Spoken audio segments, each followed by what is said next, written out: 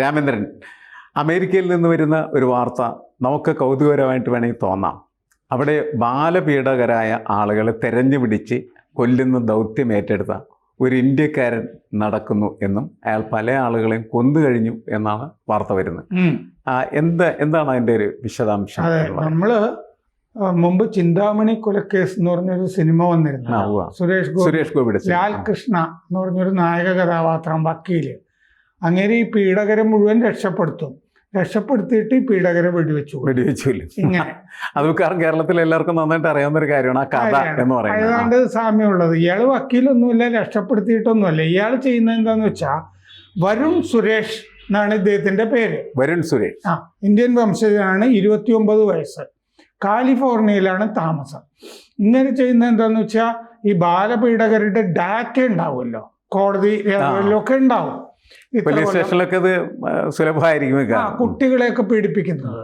അപ്പൊ അങ്ങനത്തെ ആളുകളെ തേടി പിടിച്ചിട്ട് ആണ് ഈ കൊലപ്പെടുത്തുന്ന ദൗത്യം ഇദ്ദേഹം ഏറ്റെടുത്തിരിക്കുന്നത്. പാകിസ്ഥാനിലൊരു അജ്ഞാതൻ ഉണ്ടായിരുന്നില്ലേ നേരത്തെ, ഇന്ത്യ വിരുദ്ധ പ്രവൃത്തികൾ ചെയ്ത ഭീകരരെയൊക്കെ കൊല്ലുന്നത്. അപ്പോ എന്ന് പറഞ്ഞ പോലെ ഇതും ഒരു ദൗത്യം. ഇത്തരം ദൗത്യം ഏറ്റെടുക്കുന്ന ആളുകൾ ഒരുതരം സൈക്കോ ക്യാരക്ടർ ആയിരിക്കും. അത് ഇയാള് ഒരാളെ കൊന്ന കഥ ഞാൻ ഇപ്പൊ പറയാൻ കഴിഞ്ഞ ദിവസം. ഇയാളിപ്പോ പിടിച്ചിരിക്കുന്നത് ഡേവിഡ് ബ്രിമ്മർ എന്ന് പറഞ്ഞൊരു 71 വയസ്സുകാരൻ, അമേരിക്കക്കാരൻ. ഇയാൾ കൊന്നു പീഡകനെ, ഡേവിഡ് ബ്രിമ്മർ. അപ്പൊ ഈ പബ്ലിക് സെക്സ് ഒഫൻഡർ രജിസ്ട്രി എന്ന് പറഞ്ഞൊരു സംഭവം ഉണ്ട് അവിടെ, ഡാറ്റ. ആ രജിസ്ട്രിയിൽ ആണ് ഈ തെരഞ്ഞപ്പോ ഈ ഡേവിഡ് ബ്രിമ്മർ എന്ന് പറഞ്ഞ 71 വയസ്സുകാരൻ പീഡകന്റെ, വെറും പീഡകനല്ല, ബാലപീഡകൻ, പേരും വിവരങ്ങളും വരുൺ സുരേഷിന് കിട്ടിയത്. ഫ്രമോണ്ട് സിറ്റിയിലെ വീട്ടിൽ പോയിട്ടാണ് ഈ ബ്രിമ്മറെ ഇയാൾ കൊല ചെയ്യുന്നത്. അപ്പോൾ ബ്രിമ്മർ അവിടെ നിന്ന് രക്ഷപ്പെട്ടിട്ട് ഒരു കുത്ത് കിട്ടിയിട്ട് അയൽ വീട്ടിലേക്ക് ഓടിയിട്ട് അയൽ വീട്ടിൽ വെച്ചിട്ട് കഴുത്ത് കണ്ടിക്കുകയാണ് ചെയ്തത്. അപ്പോൾ കാലിഫോർണിയ മേഗൻസ് ലോ വെബ്സൈറ്റ് എന്ന് പറഞ്ഞൊരു വെബ്സൈറ്റും ഉണ്ട്. അതിൻ്റെ അകത്തു നിന്നും ഈ ബാലപീഡകരെ തിരഞ്ഞുപിടിക്കാൻ പറ്റും. അപ്പോൾ ഈ ഡേവിഡ് ബ്രിമ്മർ ഒരു കുട്ടിയെ പീഡിപ്പിച്ചതിന് 9 വർഷം തടവ് അനുഭവിച്ച ആളാണ്. തടവ് അനുഭവിച്ച ശേഷം പുറത്തിറങ്ങിയിരിക്കുന്ന സമയമാണ് ഇപ്പോൾ. അപ്പോഴാണ് അപ്പോൾ പോലീസ് പിടിച്ചു കഴിഞ്ഞപ്പോൾ ഈ വരുൺ സുരേഷ് മൊഴി കൊടുത്തപ്പോൾ പറഞ്ഞു, എല്ലാ പീഡകരും മരിക്കണം. ഒരുത്തനെ ഞാൻ കുറെ കാലമായിട്ട് നോക്കി വെച്ചതായിരുന്നു, കിട്ടിയില്ല, അവനാണ് ഇപ്പൊ തട്ടിയിരിക്കുന്നത് എന്ന് പറഞ്ഞു. എല്ലാ ബാലപീഡകരും നശിക്കണം എന്ന് പറഞ്ഞു. അപ്പൊ ഈ ഡാറ്റാ ബേസ് നോക്കിയ ശേഷം ഇയാൾ എന്താ ചെയ്യുന്നതെന്ന് വെച്ചാൽ ഈ ബ്രിമ്മറെ കണ്ടുപിടിച്ച് കൊല്ലുന്നതിനൊരു സിസ്റ്റം ഉണ്ട് ഇയാൾക്ക്. എങ്ങനെയാന്ന് വെച്ചാൽ ഒരു പബ്ലിക് അക്കൗണ്ടന്റ് ആണ് ഞാൻ എന്ന് പറഞ്ഞിട്ട് ഇയാൾ ഈ ബ്രിമ്മറുടെ അയൽവക്കത്തെ വീടുകളിലൊക്കെ പോയി ഈ ആളെ കണ്ടുപിടിക്കാനായിട്ട് പടമൊക്കെ കണ്ടു, വിവരമൊക്കെ കിട്ടി. വീട്ടിൽ ചെന്നാലേ ആളെ കണ്ടുപിടിക്കാൻ പറ്റുള്ളൂ. ഇയാൾ എന്ത് ചെയ്തു എന്ന് വെച്ച് കഴിഞ്ഞാൽ ഈ ഡേവിഡ് ബ്രിമ്മറിന്റെ അയൽവക്കത്തെ പോയി. കാരണം എന്താന്ന് വെച്ച് കഴിഞ്ഞാൽ ഇയാളൊരു പബ്ലിക് അക്കൗണ്ടന്റ് ആണെന്ന് അവർക്കും തോന്നണമല്ലോ. അല്ലെങ്കിൽ പിന്നീട് ഇവൻ എന്തെങ്കിലും പാതകം ചെയ്തു കഴിഞ്ഞാൽ അയലത്തുകാരൻ പറയുമല്ലോ, ദേ ഈ മുഖമുള്ള ഒരാള് ഇവിടെ വന്നിരുന്നു എന്നൊക്കെ.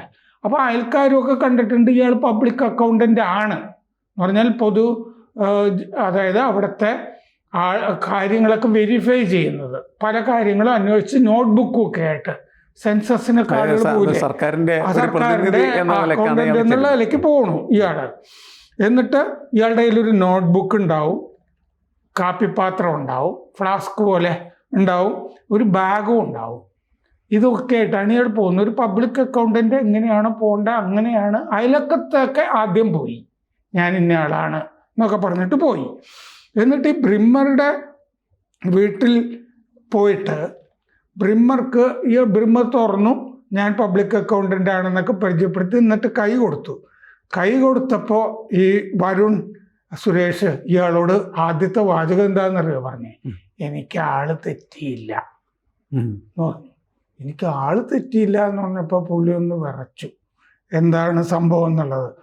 എന്നിട്ട് ബ്രിമ്മർ ഓടിയപ്പോൾ പിന്നാലെ ഓടി. എന്നിട്ട് അയൽ വീട്ടിൽ ചെന്നു, കഴുത്തിൽ കുത്തിയിട്ട് ഇയാൾ ഈ ഊർധ്വശ്വാസം വലിക്കുമ്പോൾ ഈ വരുൺ ഇയാളോട് പറഞ്ഞു, താൻ പശ്ചാത്തപിക്ക്, ഈ ചെയ്തതിലൊക്കെ പശ്ചാത്തപിക്ക്, ചെയ്തത് പാപമാണ് എന്ന് പറഞ്ഞു. പശ്ചാത്തപിക്കാൻ പറഞ്ഞപ്പോൾ അയാൾ പശ്ചാത്തപിച്ചൊന്നുമില്ല, അതിനുള്ള ഒരു ശാരീരികാവസ്ഥ ആയിരിക്കില്ലല്ലോ. അയാൾ എഴഞ്ഞു, നിലത്ത് എഴഞ്ഞപ്പോൾ കഴുത്ത് കണ്ടിച്ചു കളഞ്ഞു. ഇങ്ങനെയാണ് ഇയാൾ ഈ ഓപ്പറേഷൻ നടത്തിയത്. സുരേഷിനെ, ഈ വരുൺ സുരേഷിനെ പോലീസ് ചോദ്യം ചെയ്തപ്പോൾ അയാൾക്ക് ഒരു പശ്ചാത്താപവും ഇല്ല, അയാൾക്കൊരു കുറ്റബോധവും ഇല്ല.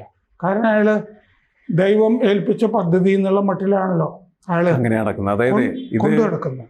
ഇത് വല്ലാത്ത ഒരു സൈക്കിക് ക്യാരക്ടറായിട്ടാണ് എനിക്ക് തോന്നുന്നത്. കാരണം അയാൾ തീരുമാനിച്ചുറപ്പിക്കുന്നു, മാത്രമല്ല ഗവേഷണം നടത്തുന്നു, ഈ തരത്തിലുള്ള കുറ്റവാളികളെ കണ്ടെത്തുന്നു, അവരെ ശരിപ്പെടുത്താൻ വേണ്ടിയിട്ട് ബാക്കിയുള്ള എല്ലാ ആസൂത്രണവും നടത്തുന്നു, ചെയ്തു കഴിഞ്ഞിട്ട് അയാൾക്കൊരു പ്രശ്നം തോന്നുന്നില്ല. കാരണം അയാൾ ദൈവത്തിൻ്റെ അയാൾക്കൊരു ദൗത്യം പോലെ അയാൾ ഏറ്റെടുത്തിരിക്കുകയാണ്. അപ്പോൾ ഇയാൾ അതിനുശേഷം പോലീസിനോട് പറഞ്ഞു, സത്യസന്ധമായ ഒരു കാര്യം ഞാൻ ചെയ്തു, നല്ല സുഖം തോന്നുന്നു എന്ന് പറഞ്ഞു ഇയാൾ.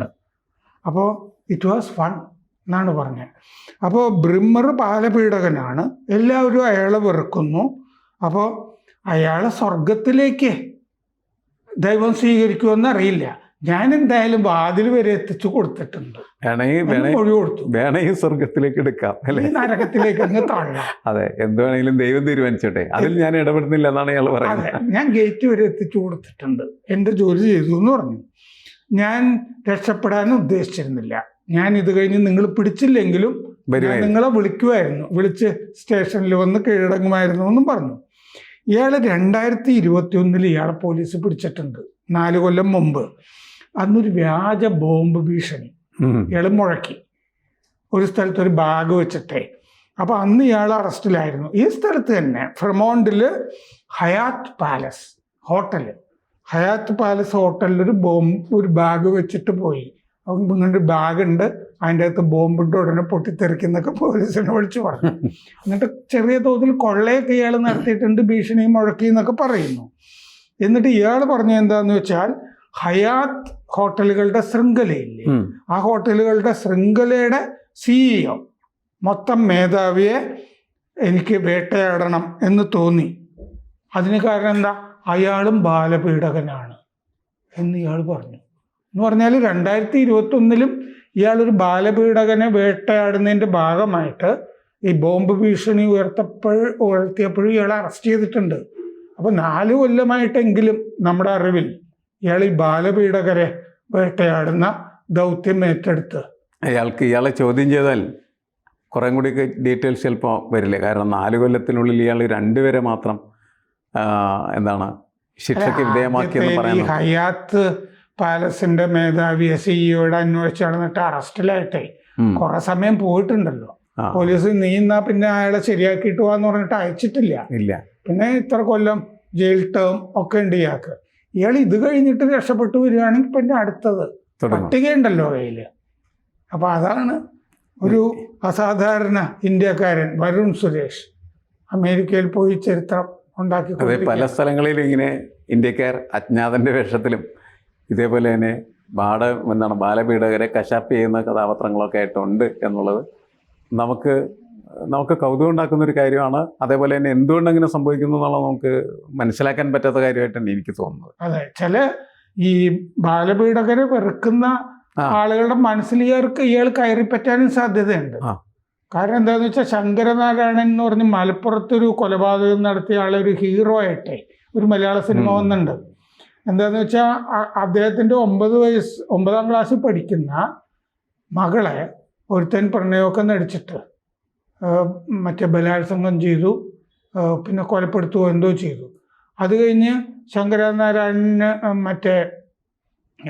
മറ്റേവൻ ആ പീഡകനെ ശിക്ഷിച്ചല്ലോ. അത് കഴിഞ്ഞ് അവൻ പരോളിലോ അതോ ശിക്ഷ കഴിഞ്ഞിട്ട് ഇറങ്ങിയപ്പോഴോ മറ്റോ ഈ ശങ്കരനാരായണൻ വെടിവെച്ച് കൊന്നു. അതെ. അപ്പോൾ ഒരു ഹീറോ പരിവേഷവും കൂടി കിട്ടിയില്ലേ, പ്രതിനായകനോ മറ്റൊക്കെ പറയാവുന്ന ആൻറ്റി ഹീറോ ഒക്കെ ആയി ചിലരുടെ മനസ്സിൽ ഇടപെടാനും സാധ്യതയുണ്ട്. ഇത് ചിലപ്പോൾ കുറെ കാലം കഴിയുമ്പോൾ മറ്റ് ഒരാളെ ഇങ്ങനെ പിടിക്കുമ്പോൾ അയാൾക്ക് മാതൃകയായത് ഈ അരുണാണ് എന്ന് വേണമെങ്കിൽ വരുൺ അല്ലേ, വരുണാണ് സാധ്യത. കുറച്ച് കഴിയുമ്പോൾ ഇയാളെ പറ്റി സിനിമയും വരാം. അതും വരാം. അങ്ങനത്തെ ഒരു ലോകത്താണ് നമ്മൾ ജീവിക്കുന്നത്. കൂടുതൽ വാർത്തകളും വിശേഷങ്ങളും നിങ്ങളിലേക്ക് എത്താൻ ABC മലയാളം സബ്സ്ക്രൈബ് ചെയ്യുക, ബെൽ ബട്ടണും അമർത്തുക.